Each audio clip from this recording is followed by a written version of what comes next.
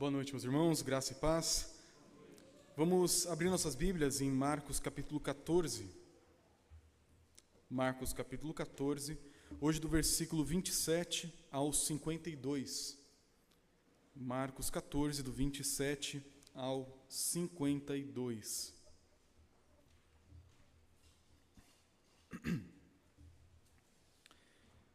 Assim nos diz a santa palavra do Senhor. E Jesus disse aos discípulos: serei uma pedra de tropeço para todos vocês, porque está escrito: ferirei o pastor e as ovelhas ficarão dispersas. Mas depois da minha ressurreição, irei adiante de vocês para a Galileia. Então Pedro disse a Jesus: ainda que o Senhor venha a ser um tropeço para todos, não o será para mim. Mas Jesus lhe disse: em verdade lhe digo que hoje, nesta noite, antes que o galo cante 2 vezes, você me negará 3 vezes. Mas Pedro insistia com mais veemência: ainda que me seja necessário morrer com o Senhor, de modo nenhum o negarei. E todos os outros diziam a mesma coisa. Então foram ao lugar chamado Getsemane. Ali Jesus disse aos seus discípulos: sentem-se aqui, enquanto eu vou orar. E levando consigo Pedro, Tiago e João, começou a sentir-se tomado de pavor e de angústia. E lhes disse: a minha alma está profundamente triste até a morte. Fiquem aqui e vigiem. E adiantando-se um pouco, prostrou-se em terra e orava para que, se possível, lhe fosse poupada aquela hora. E dizia: Abba, Pai, tudo te é possível. Passa de mim este cálice, porém não seja o que eu quero, e sim o que tu queres. E voltando, achou-os dormindo. E disse a Simão Pedro: Simão, você está dormindo? Não conseguiu vigiar nem 1 hora?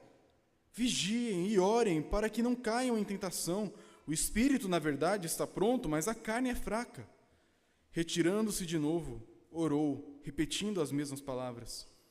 E voltando, achou-os outra vez dormindo, porque os olhos deles estavam pesados e não sabiam o que lhe responder. E quando voltou pela 3ª vez, Jesus lhes disse: vocês ainda estão dormindo e descansando. Basta, chegou a hora. O Filho do Homem está sendo entregue na mão de pecadores. Levantem-se, vamos embora. Eis que o traidor se aproxima. E logo, enquanto Jesus ainda falava, chegou Judas, um dos 12, e com ele uma multidão com espadas e porretes, vinda da parte dos principais sacerdotes, escribas e anciãos. Ora, o traidor tinha dado a eles um sinal: aquele que eu beijar é esse. Prendam e levem-no com segurança. E logo que chegou, aproximando-se de Jesus, Judas disse: Mestre, e o beijou. Então eles agarraram Jesus e o prenderam. Nisso, um dos que estava ali, sacando a espada, feriu o servo do sumo sacerdote e cortou-lhe a orelha. Jesus lhe disse: vocês vieram com espadas e porretes para prenderem-me como se eu fosse um salteador? Todos os dias eu estava com vocês no templo, ensinando-vos, e vocês não me prenderam. Mas isto é para que se cumprisse as Escrituras. Então todos o deixaram e fugiram. Um jovem, coberto unicamente com um lençol, seguia Jesus. Eles o agarraram, mas ele, largando o lençol, fugiu nu. Vamos orar mais uma vez. Senhor, como tem sido difícil lidar com essa parte tão dura do Teu Evangelho, Pai. Os momentos mais difíceis da vida de Jesus, os momentos mais difíceis da vida dos discípulos, momentos que podem por vezes ser lidos de forma banal e não valorizados como deveriam ser, Pai. Nós estamos diante de um momento de profunda agonia. E nós pedimos, Pai, que o Senhor trabalhe em nosso coração de tal forma que o peso dessas palavras, Pai, que o peso dessa mensagem alcance nossos corações e nos mude profundamente, como somente o Senhor pode fazer com a Tua santa palavra. É o que nós pedimos em nome de Jesus. Amém. Meus irmãos, como que você reage quando você está profundamente abalado? Como que você reage quando seu chão some e você fica completamente perdido, ansioso, desesperado, quase que sem saber o que fazer?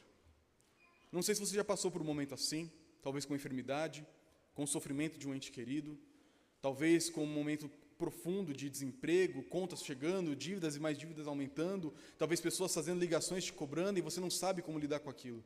A verdade é que toda vez que nós lidamos com a nossa angústia mais profunda, nós podemos agir de maneiras completamente variadas. Existem pessoas que, diante do caos, da angústia, da ansiedade, implodem. Não fala com ninguém, não desabafa com ninguém, e a pessoa parece que vai murchando e se desmoronando internamente, até que uma hora a pessoa se prostra por completo. Outros são o completo oposto. Começam a chorar, começam a clamar por ajuda, começam a procurar de maneira desesperada alguma maneira de escapar, mesmo que essa maneira venha piorar ainda mais a situação. Como é que você lida quando o seu mundo desmorona, quando a angústia bate a porta e você tem que lidar com a dificuldade da vida de maneira como você nunca gostaria de lidar? Nessa passagem que nós acabamos de ler, estamos vendo agora a noite que precede a crucificação de Cristo. E nessa noite, como Jesus já havia avisado algumas vezes, nós vamos ver um momento de profunda angústia sobre Jesus e os discípulos. E nós veremos como que Jesus reagiu à profunda angústia e como os discípulos reagiram a essa profunda angústia. Por isso, nessa passagem, nós vamos ver o contraste em como eles lidaram e como Jesus, o Filho de Deus, lidou com esse momento e como que isso muda a nossa vida. A passagem começa no versículo 27, com os discípulos saindo da última ceia, a celebração da Páscoa, naquele cenáculo, possivelmente a casa de João Marcos, da sua família, que tinha uma casa em Jerusalém. Terminam aquela refeição, cantam uma música, um salmo possivelmente, descem dali e Jesus diz: vamos para o Monte das Oliveiras. Por quê? É uma pergunta, pode parecer um pouco óbvia, mas por que ir para o Monte das Oliveiras? Pelo costume da época, Jesus tinha que celebrar a Páscoa em Jerusalém e também, em Jerusalém, permanecer durante todo aquele período. Então, ele deveria celebrar a festa no cenáculo, naquele caso, e saindo de lá, permanecer nos arredores de Jerusalém, até que se terminasse aquela festa. Qual o problema disso? Os principais líderes queriam matar Jesus. Judas estava buscando a maneira de entregar o seu mestre. E Jesus, sendo perfeito Deus e perfeito homem, estava lidando com a aflição daquele momento. Então, quando ele vai para o Monte das Oliveiras, ele está indo como se fosse na borda do mapa. O limite mais longínquo que ele pode ficar para ter talvez os últimos momentos em segurança com seus discípulos antes da sua hora derradeira. Então, quando ele vai para o Monte das Oliveiras, no caminho talvez para lá, caminhando, escondidos no meio da noite, sem tochas, sem velas, para talvez não chamar a atenção, Jesus e o grupo dos 11 discípulos, porque Judas já foi sair para encontrar os que vão prender Jesus, nós temos uma conversa registrada. Ela começa no versículo 27, com Jesus dizendo o seguinte para os discípulos: eu seria uma pedra de tropeço para todos vocês, porque está escrito, aqui uma passagem lá de Zacarias, capítulo 13, ferirei o pastor e as ovelhas ficarão dispersas. E aqui Jesus ele coloca uma outra fala dura para os discípulos. Ele tinha dito anteriormente que um deles seria o traidor, um daqueles que comia com ele aquela refeição. E agora ele diz uma outra verdade dolorosa, mas uma verdade que também vem da Escritura. Jesus, como mencionei no grupo familiar, explicando um pouco melhor essa questão, ele é plenamente Deus e plenamente homem. Porém, uma coisa que nós não entendemos, essa passagem vai trabalhar isso com profundidade, é como que Jesus ser Deus e homem ao mesmo tempo funcionava. Porque muitos de nós vamos para alguns extremos. Alguns chegam no ponto que pensam que durante a encarnação Jesus deixou de ser Deus. É uma minoria, mas alguns chegam nesse extremo. Outros, talvez a maior parte de nós, fugindo desse erro, vai para o outro extremo, pensando que Jesus era o Deus onipotente, onipresente, onisciente, com todas as faculdades divinas, porém ele fingia que não podia. A verdade é que quando Jesus está encarnado, nesses 30 e poucos anos de ministério que ele passou na Terra, ele estava no estado de humilhação, como diz o apóstolo Paulo na carta aos Filipenses. O que consiste o estado de humilhação? Não é ele ter corpo, porque ele o tem até hoje. Jesus não está humilhado no céu com o corpo, ele continua homem e continua glorioso. A humilhação de Jesus não é ele ter se feito homem, mas ter se feito homem na posição de servo sofredor, para passar por tudo que ele passou, todos os ultrajes, blasfêmia, traição, mentiras, morte, tudo que envolveu aquilo. A humilhação de Jesus é essa tarefa de servo sofredor que ele carregou sobre si. Por isso que hoje ele continua com o corpo glorioso e celestial. E esse corpo continua sendo humano, assim como ele foi na Terra, só que agora diferente. E por que é importante entender isso? Porque alguns de nós olham para essas passagens e pensam que Jesus estava aqui brincando de não contar o futuro. De vez em quando ele soltava uma pista assim, gente, vou aqui falar uma coisa que só Deus para saber. Mas na verdade, Jesus aqui estava agindo como um homem cheio do Espírito Santo. E como um homem cheio do Espírito Santo, ele estudava a Escritura. E Jesus, na medida em que foi crescendo, desde criança, adolescente, jovem, adulto, ele foi conhecendo mais e mais do que a Escritura dizia sobre ele. Alguns pensam que o bebê Jesus, assim que ele aprendeu a falar, ele já falava perfeitamente como um adulto, que ele nunca aprendeu a ler ou escrever, ou que ele simplesmente tinha um download divino e sabia toda a Bíblia de cabeça, sabia toda a história da humanidade de cabeça. Nós vimos há poucos capítulos atrás que Jesus não sabe nem o dia da sua volta, naquele estado de humilhação. Então, Jesus ele vai percebendo coisas, aprendendo coisas. Não é errado imaginar que Jesus não sabia quem era o traidor no começo. Jesus sabia pela Escritura, Salmo 41, que seria um dos seus discípulos, um amigo próximo. Mas qual deles? Eu imagino talvez Jesus alguns meses antes da última ceia pensando, será que é o Pedro? Será que é o Joãozinho, o mais novo, que deita no meu colo durante as refeições? Será que é o André ou o Tiago, aqueles irmãos corajosos? Quem será? Eu sei que é um deles. Quem será? E mesmo sabendo que seria um deles, ele não se poupou de se entregar, amar, instruir e conviver com eles, mesmo sabendo que um deles o trairia. E agora, chegando a hora da sua morte, ele vai tendo cada vez mais consciência, dada pelo Espírito Santo, das verdades de como a palavra do passado se aplica no presente, a ponto de saber, eu sei que é Judas. E por isso, Jesus ele pega essas passagens do Antigo Testamento, que ele foi conhecendo mais e mais no seu estado de humilhação, e ele começa a entender como elas se cumpririam. E agora ele pega um texto perdido lá de Zacarias 13, que diz, ferirei o pastor e as ovelhas ficarão dispersas, e ele entende, é agora que isso vai acontecer. E é interessante que essa passagem de Zacarias diz, ferirei. Quem que vai ferir? Quem está falando isso lá em Zacarias é Deus. O próprio Deus ferirá o pastor, e por meio da ferida do pastor, as ovelhas daquele pastor vão fugir. Isso aqui seria assustador para qualquer um. Mas olha como Jesus complementa essa verdade. Versículo 28. Mas, depois da minha ressurreição, irei adiante de vocês para a Galileia. Jesus ele mostra que vai acontecer, como a Escritura diz, eu vou ser traído, eu vou ser morto, e vocês vão fugir. Todos vocês vão fugir. Não vai sobrar nenhum. Todos fugirão porque eu serei ferido pelo próprio Deus. Mas eu tenho certeza também pela palavra que eu vou ressuscitar. E quando isso acontecer, eu já vou dizer para vocês o plano. Na Galileia a gente vai se ver. Então Jesus aqui é o homem pleno de fé. Ele ao mesmo tempo que traz verdades duras da Escritura, ele também traz palavras consoladoras da Escritura e age com fé já dizendo, eu vou ressuscitar. E quando eu me levantar, vocês que hoje, nessa noite, vão fugir apavorados, vão me encontrar naquele dia. É difícil, de fato, entender a humanidade e a divindade de Jesus e como isso funciona aqui. Mas a verdade é que Jesus, como um homem perfeito, cheio do Espírito Santo, o Deus homem, ele usa a palavra de Deus para ferir e consolar. Para mostrar verdades duras, mas também mostrar o consolo que vem do Senhor. Então Jesus, nesse momento, diz, vocês vão fracassar profundamente. Não vai sobrar nenhum perto de mim. Mas eu vou recolher vocês, como o bom pastor recolher no dia da ressurreição. Só que mesmo diante de uma palavra interpretada de Zacarias pelo próprio Senhor Jesus Cristo, Pedro, na sua tolice, no seu pecado, assim como qualquer um de nós naquele caso, disse a Jesus, ainda que o Senhor venha a ser um tropeço para todos, não o será para mim.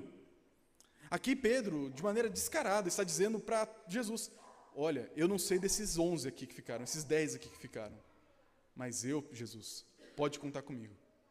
Se for para cair, a gente cai atirando. Eu vou para onde você for. Eu faço o que tiver que fazer. E eu não te largo por nada. Se tiverem que pegar o Senhor, vão ter que me pegar. Se tiverem que te matar, vão me matar. E eu não vou me afastar de ti. E Jesus responde, em verdade lhes digo que hoje, nesta noite, antes do galo cantar 2 vezes, você me negará 3 vezes. Da onde Jesus descobriu isso? Possivelmente o Espírito Santo revelou o coração dele, mas a questão é que, Pedro, não adianta. A palavra de Zacarias vai se cumprir, você vai fugir também. Eu já disse, isso vai acontecer, eu vou reunir depois, não tente ser mais forte do que você é. Você vai passar por isso.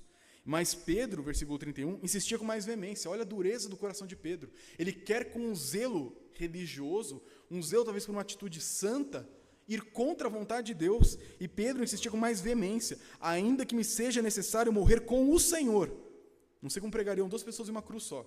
Mas ainda que tenha que me pregar junto contigo, de modo nenhum negarei. E a gente pensa, e os outros ouvindo isso? Esse Pedro está se achando. Na verdade, não. E todos os outros diziam a mesma coisa.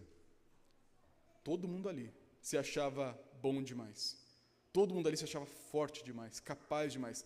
Tão fortes e tão capazes que conseguiriam vencer a profecia de Zacarias. Tão fortes e tão capazes que podem olhar para o Filho de Deus e dizer, o Senhor não sabe com quem você está falando. Nós somos a elite. Eu não sei dos outros, mas eu me garanto. Olha a tolice. E é uma tolice em busca de fazer aquilo que é certo. Uma tolice em busca de fazer aquilo que, teoricamente, seria uma coisa boa, que não abandonar a Cristo. Mas Jesus conhece a natureza humana. Ele se fez como um de nós. E ele sabe, ninguém vai aguentar. E nesse momento ele mostra que o primeiro reflexo dos discípulos em agonia é a tolice. Muitas vezes a gente faz a mesma coisa. E nós nem chegamos perto de passar por um momento de crucificação. Nós olhamos para as palavras de Cristo que falam da nossa fraqueza, da nossa limitação. Paulo dizendo, quem está em pé, veja que não caia. Quem se acha forte, esse que é fraco. A palavra de Deus constantemente nos chamando à autovigilância, ao cuidado da nossa fraqueza. E muitos de nós achando que, não, Jesus, eu não vou me sujar. Eu não vou me contaminar com o ambiente. Não é essa tentaçãozinha que vai me derrubar. Eu sei muito bem reter o que é bom. Primeiro, meus irmãos, aquela passagem retende o que é bom, está falando de profecia. Não está falando de, por exemplo, você ver um filme cheio de pornografia e reter o que é bom. Não está falando de você se envolver com coisas erradas e pescar uma coisa boa aqui ali. O texto de Tessalonicenses está falando sobre você ouvir profecias na igreja, avaliar elas e reter o que é bom das profecias ditas na igreja. É disso que o texto está falando. Não para você chafurdar na lama do pecado e, mas tem um momento muito bom ali no meio daquele filme, todo imoral. Não, mas não tem problema eu lidar com tal situação e viver em tal ambiente cercado de tais pessoas. Eu posso pescar o que é de bom, melhor das pessoas. Não é disso que o texto está falando. Jesus está dizendo, você é fraco, você vai cair. Todos vocês que estão me ouvindo aqui, eu que estou aqui, todos nós vamos pecar e não vai ser pouco até a volta de Cristo. Nós somos fracos. E o quanto antes nós reconhecemos as palavras de Deus, que diz que nós somos pó, como lemos no Salmo 103, nós somos pó, e saber que Deus sabe disso e nós então sabemos, nos submetemos, melhor será a nossa vida. Porque quando você pecar, você não lidará como se fosse um grande fracasso monumental. Existem alguns cristãos que quando pecam, alguns pecados, né? Porque outros nem fingem que nem pecam, né? Mas quando cai naquele pecado que julga como pior, depois fica, como eu pude fazer isso? Como que eu pude cair? Logo eu, tão sábio, santo, maravilhoso.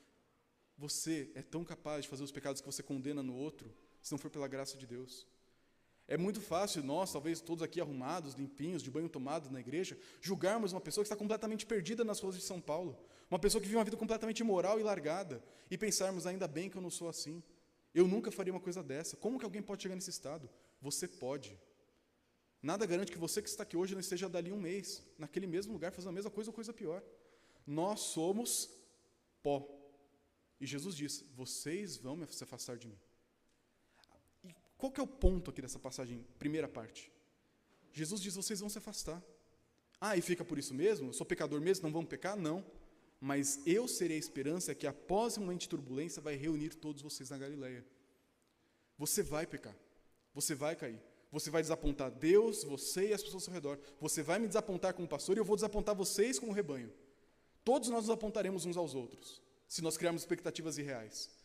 A grande questão é, nós temos que lidar com o pecado olhando para o que vem depois do pecado, o perdão que há na ressurreição de Jesus Cristo. Se você não olhar para a Galileia que existe no futuro, você vai ficar preso naquela noite no Getsemane, como se você fosse o baluarte da verdade, o grande sustentador da sua fé. E você não é, você vai pecar, você vai errar, mas você tem que olhar para a Galileia no futuro e voltar para lá e encontrar Jesus após aquela noite horrível. Mas o texto continua, agora vamos ver a postura de Jesus na agonia. Versículos 32 a 42 diz o seguinte, então foram a um lugar chamado Getsemane. Getsemane significa prensa das azeitonas. Não é por acaso que esse lugar foi escolhido. Ali Jesus disse aos seus discípulos, sentem-se aqui, enquanto eu vou orar. Então tínhamos aqui o grupo dos 11, ficam ao pé do monte, talvez, numa borda do jardim, na porta do jardim, talvez de algum discípulo que possuía aquela parte. E aí, Jesus leva consigo Pedro, Tiago e João, aquele círculo mais próximo, pessoas que ele tinha um pouco mais de intimidade, tempo de convívio. E então, ele começou a sentir-se tomado de pavor e angústia. É medo. Uma ansiedade, não ansiedade pecaminosa, de desconfiar do cuidado de Deus, mas aquela angústia que mexe com a gente. Sabe quando suas entranhas reviram? Você começa a suar frio, seu coração começa a acelerar, a mão começa a suar, você não consegue mais pensar direito. Jesus passou por isso. E muitos de nós têm dificuldade tremenda de ler esse texto, porque pode parecer que aqui Jesus é humano demais. Mas a verdade é que ele é humano demais. Ele é o mais humano que alguém pode ser. A gente esquece que Jesus ele é perfeitamente homem, não apenas no corpo. Jesus ele é perfeitamente homem na sua alma, na sua vontade, nas suas emoções. Jesus não difere em nada de você na sua constituição. Jesus não era um corpo humano com uma alma divina. Um corpo humano com uma mente divina. Não é isso que a Escritura nos ensina. A Escritura ensina que Jesus ele é um homem com emoções humanas, com uma mente humana, com vontade humana, tudo humano, igual a gente, perfeitamente igual. Porém, ao mesmo tempo, também é Deus, que tem uma vontade divina, que tem poder divino, que tem esse ímpeto divino. Como que as coisas funcionam, aí que são os grandes mistérios do cristianismo. Mas nós não podemos negar uma verdade em detrimento da outra para ficar mais confortável de explicar. Nós vemos aqui Jesus vivendo as profundas emoções que um ser humano enfrenta em momentos de angústia. Se você já teve, talvez, um ataque de pânico, aqui, realmente um ataque de pânico, talvez você saiba um pouco do que Jesus está passando aqui. É você não conseguir pensar, não conseguir respirar, não conseguir lidar com a realidade, suas mãos tremem, sua cabeça parece que não para no lugar.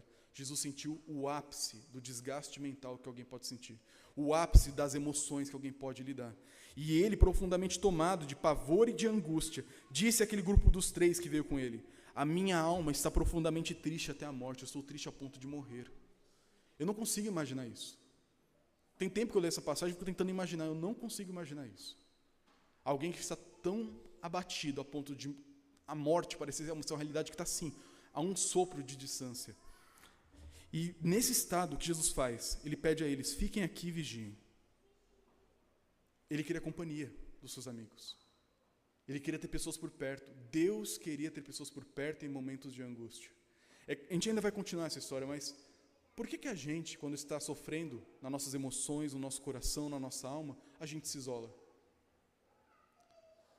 Jesus procurou ajuda dos melhores amigos que ele tinha, Pedro, Tiago e João. Não que ele não fosse amigo dos outros, ele era, de todos eles. Mas aqueles 3 tinham uma intimidade maior. E Jesus procurou amigos quando estava sofrendo.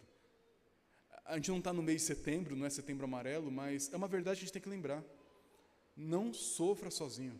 Não carregue um fardo que você não consegue lidar sozinho. Nem Jesus fez isso no momento mais difícil da sua vida.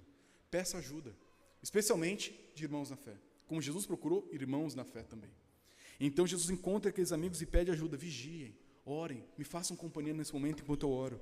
Então Jesus ele se afasta um pouco, versículo 35, e prostrou-se em terra, que talvez com o rosto jogado em terra, deitado no chão, e ali ele começa a dizer, pedindo que, se possível, lhe fosse poupada daquela hora, e dizia: Abba, Pai, tudo te é possível, passa de mim este cálice, porém não seja o que eu quero, e sim o que tu queres.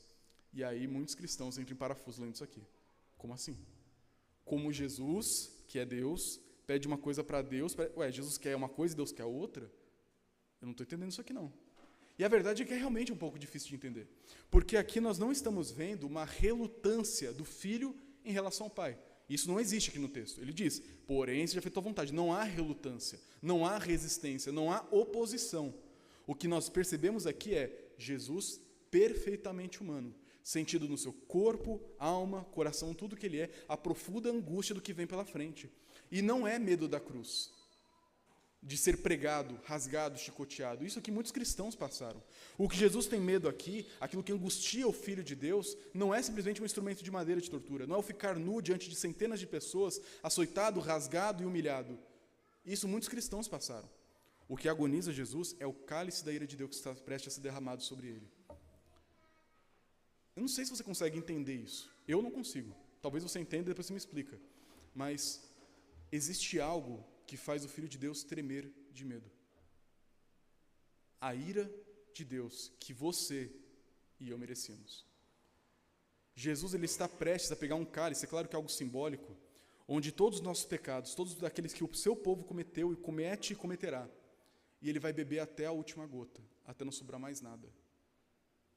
Ele vai passar o inferno que todos nós merecíamos, por cada um de nós, em algumas horas na cruz. Não dá para imaginar o tamanho da agonia mental, física e espiritual que ele vai sentir. Você pode se esforçar a vida inteira, você não vai conseguir ter noção disso. É o horror dos horrores, é o peso dos pesos, é o terror do terror. É o pecado, é o seu inferno particular, agora juntado com o de todos os outros dos filhos de Deus e colocado sobre uma única pessoa na cruz. Então, naquele momento, Jesus, o Deus homem, diante disso, ele sente medo. Ele percebe o peso dessa realidade. Isso mexe com ele. E na sua vontade humana, que é natural ele ter medo, que é razoável ele ter medo, ele fala: Pai, eu sei que o Senhor pode fazer tudo.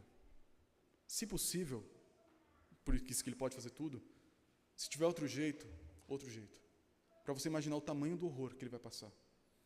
Porém, seja feita a tua vontade. Então, naquele momento, Jesus, o homem Deus perfeito, submete a sua vontade humana, razoável, justa e sensata diante do horror que ele vai passar, a sua obediência a Deus. Então, aqui não há nenhum tipo de rebelião, revolta ou crise na identidade de Cristo. Não há nada disso. Ele está reconhecendo, eu tenho um horror profundo pela frente. É justo que eu tema. Porém, Senhor, se tiver um jeito de escapar, que eu escape. Porém, se não tiver, vamos em frente. Jesus não hesitou. Ele apenas reconheceu o horror. E nós temos que fazer isso. Claro que, no nosso caso, em proporções muito menores. Nós olhamos para o nosso sofrimento e a gente não pode minimizar. Jesus chegou diante do momento mais sofrido, onde o seu pai derramaria sobre ele o cálice da ira, e ele chama ele como? Abba. Abba significa pai, não é paizinho não, tá? Nem painho, qualquer outro, é pai, tá? Pai. Só que aquele pai que só um filho chama o pai desse jeito. É que no português a gente não tem uma equivalência a isso. Mas quando as criancinhas aqui, o Augusto fala assim, papai, para o Fábio, é um papai que só o Fábio entende o peso daquelas palavras. O Otto ainda não fala. Quando ele fala papai, eu acho que esse dia eu vou chorar bastante. Mas o dia que ele fala pai, ou papai, ou o que for, e eu entendi que ele está falando comigo, está entendendo que esse é o meu jeito de me chamar, é íntimo. Jesus, no jardim, ele fala, Abba, pai, do jeito mais íntimo que ele pode dizer. O pai, com toda a ternura que ele tem. O pai que vai derramar sobre ele o cálice, é o pai que ele clama, dizendo com todo o coração, pai, meu pai, se tiver um jeito de fazer isso passar por mim, por favor, faça. E durante a tarde, revisando o sermão, eu estava lendo essa passagem e o Otto começou a chorar, que ele acordou assustado. Nossa! A gente pensa no filho sofrendo, mas imagina o pai sofrendo também. Imagina a dor de Deus Pai vendo seu filho chorando, angustiado, acabado, falando assim, pai, meu pai, por favor, me tira dessa. Se tiver jeito, se não tiver, vamos. E o pai fala, não. Eu não vou tirar você do sofrimento. Você vai chorar, você vai ser rasgado, você vai ser humilhado, você vai ser maltratado, você vai ser torturado, você vai ser pendurado nu numa cruz. A sua mãe vai ver você morrer. Seus discípulos vão ver você morrer. Eu vou ver você morrer.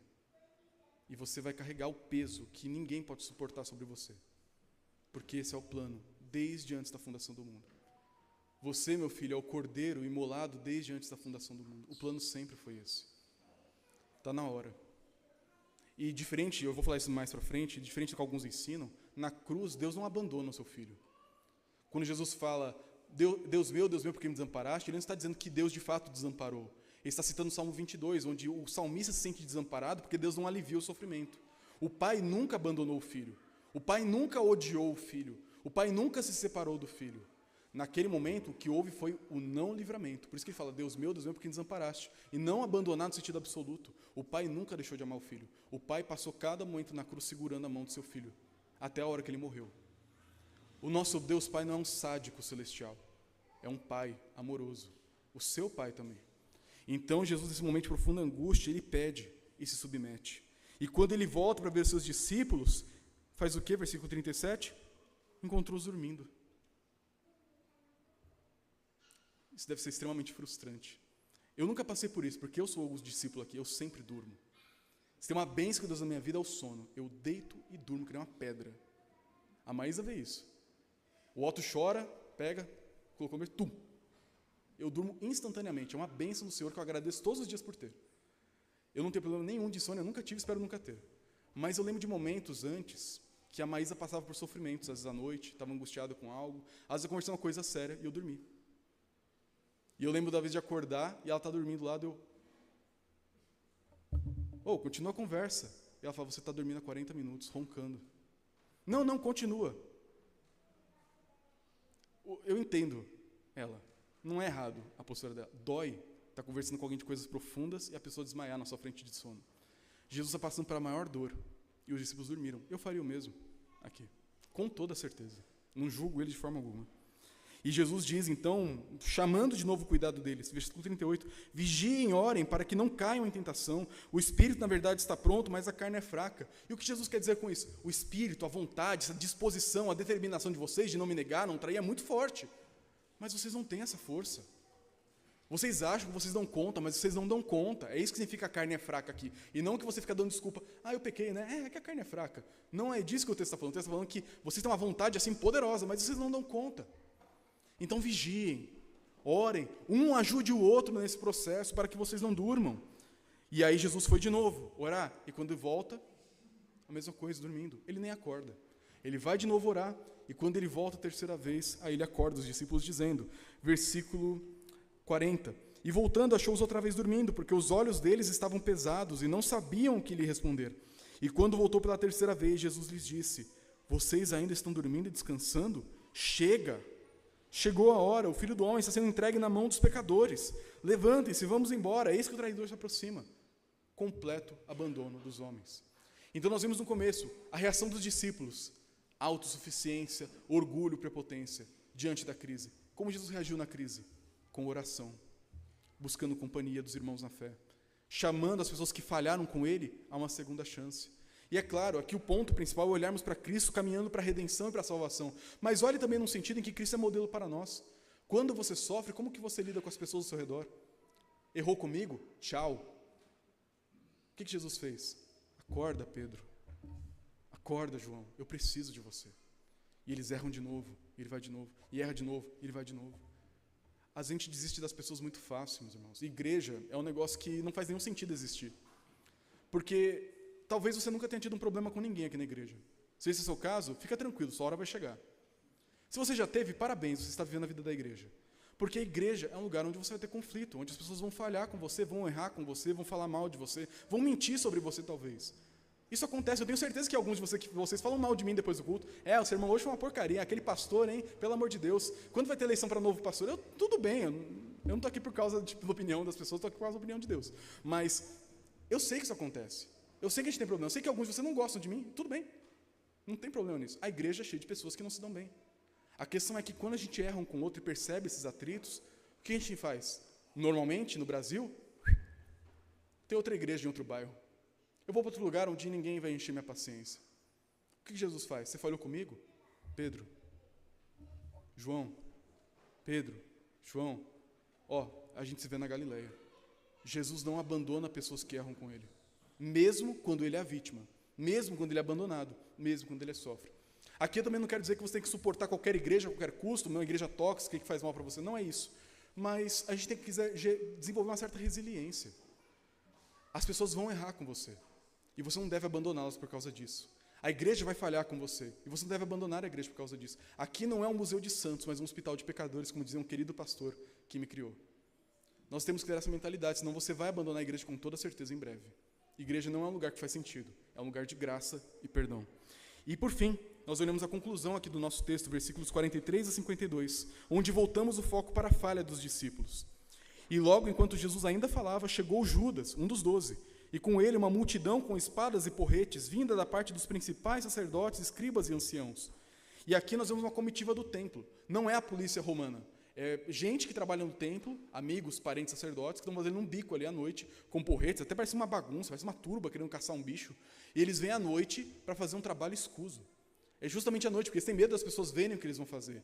E é nessa noite que Judas vai à frente. Aqui o texto faz questão de lembrar, ele era um dos 12, e ele diz, aquele que eu beijar é esse, prendam e levem-no com segurança. Por que beijar? Porque estava escuro. Talvez Jesus nem levou lâmpadas para ninguém perceber onde ele estava. Então ele tinha que dar um sinal para os soldados encontrarem Jesus no meio da bagunça. É simplesmente isso. Mas o grande problema é que ele era um dos 12. E o beijo, o ósculo aqui, era uma maneira muito afetuosa de saudar alguém que você estima. E para piorar, quando Jesus chega perto do Judas, ele diz, mestre, rabi. Que hipocrisia. O pecado de Judas, meus irmãos, não tem comparação. É realmente o maior pecado de todos. Mas ele chega diante do seu mestre, que tanto lhe ensinou, que tanto exortou, que tanto trouxe esperança para ele, que por momentos talvez até acreditou que ele seria alguém que perseveraria até o fim. E ele chama de mestre e beija. E assim que ele beija, eles agarram Jesus e o prendem. E nessa hora, qual que é a reação dos discípulos? A gente sabe pelo Evangelho de João que o Pedro que faz isso. Pedro saca uma sua espada e corta fora a orelha do servo do sacerdote, chamado Malco. Como que você corta a orelha de alguém à noite? É porque você não ia cortar a orelha, né? O Pedro errou. Era para pegar o pescoço mesmo, a jugular aqui. mas ele pegou a orelha, o cara escapou. Graças a Deus por isso, porque depois Jesus ainda cura esse homem, segundo os outros evangelistas. O Pedro aqui, a sua primeira reação é o quê? É a espada.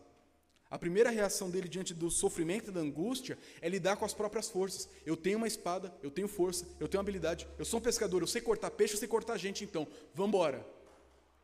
E ele erra. Aqui não menciona, mas outros evangelhos, Jesus chama a atenção. Pedro, o que você está fazendo? Quem vive pela força da espada vai morrer pela força da espada. Larga esse negócio. Se eu precisasse de armas, não teria um exército de milhares de milhões de anjos para vir aqui me salvar? O plano não é esse. Então Pedro, ele luta com a sua própria força. E aí Jesus responde para o grupo ali: vocês vieram com espadas e porretes para me prender, como se eu fosse um salteador, um tumultuador, um bandido qualquer?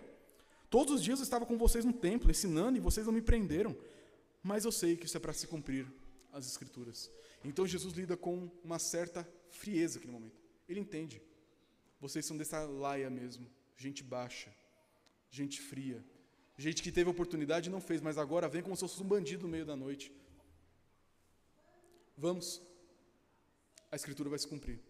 E nessa hora, o versículo 50 diz: então todos o deixaram e fugiram. Todos quem? Os discípulos. Mas por que Marcos não falou discípulos aqui? Muito provavelmente é proposital, porque ele sempre está usando discípulo, era um dos 12, era um discípulo, era um discípulo, era um discípulo. Ele possivelmente está indicando que eles nem se encaixavam mais como discípulo nessa altura. Eles largaram a mão do discipulado para trás e fugiram. Eles viraram apenas judeus comuns fugindo do perigo. E aí nós encontramos um texto completamente curioso, versículos 51 e 52, de um jovem que sai correndo pelado. Eu digo assim, mas por que isso aqui, né? O texto diz: um jovem, coberto unicamente com um lençol, seguia Jesus, e eles o agarraram, mas ele largou o lençol e fugiu nu. É muito provável que esse jovem seja o próprio Marcos. Essa seria uma pista, uma história curiosa que ele colocaria aqui para mostrar ele no meio da história. Era muito comum fazer isso em alguns livros da antiguidade. Você se coloca lá como um personagem anônimo, mas quem lê entende. Possivelmente era Marcos mesmo, porque a casa onde a ceia foi feita, possivelmente também era a casa da família de Marcos. Então talvez o Marcos, que viu a ceia, talvez pelo cantinho da porta, e viu para onde eles foram, acompanhou de longe, enrolado no seu cobertor, e foi ver o que dava daquela história toda.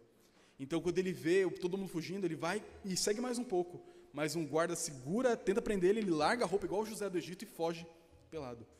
Por que essa história é importante aqui? Não é só para a gente achar o Marcos na história, mas isso aqui aponta para uma história onde pessoas nuas fugiram da presença de Deus. Você lembra?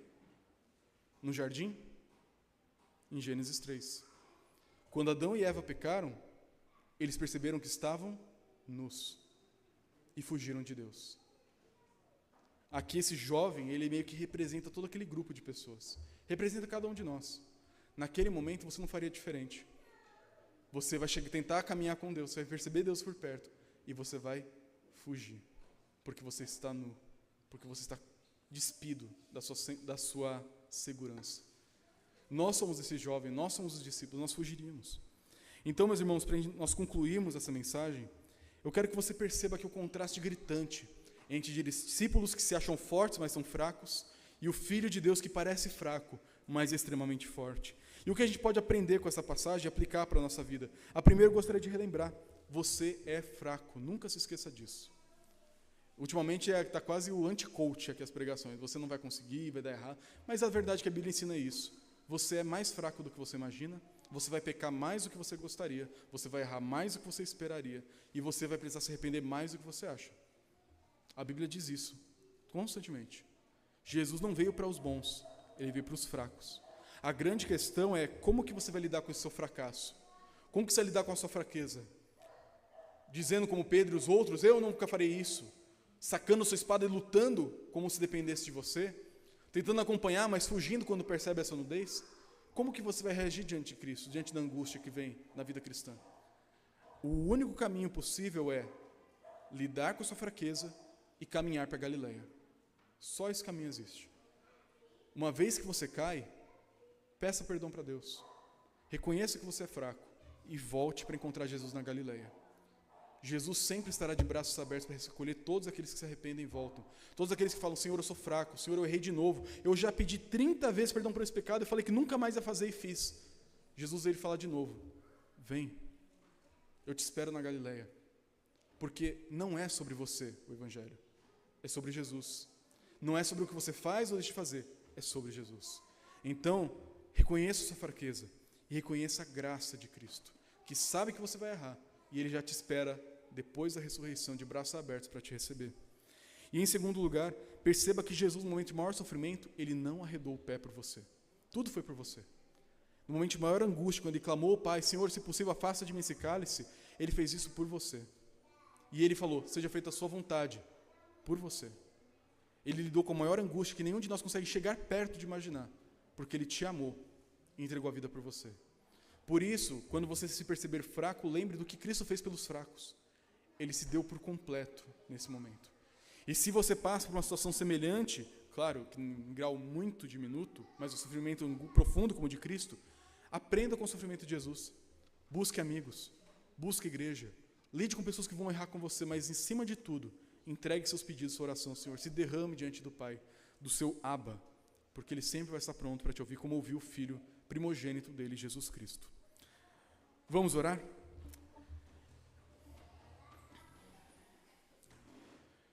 Senhor, nós queremos te pedir que na nossa posição de pó, que o Senhor tenha compaixão de nós. Como um pai se compadece dos filhos, assim o Senhor nos ama, porque sabe que nós somos fracos.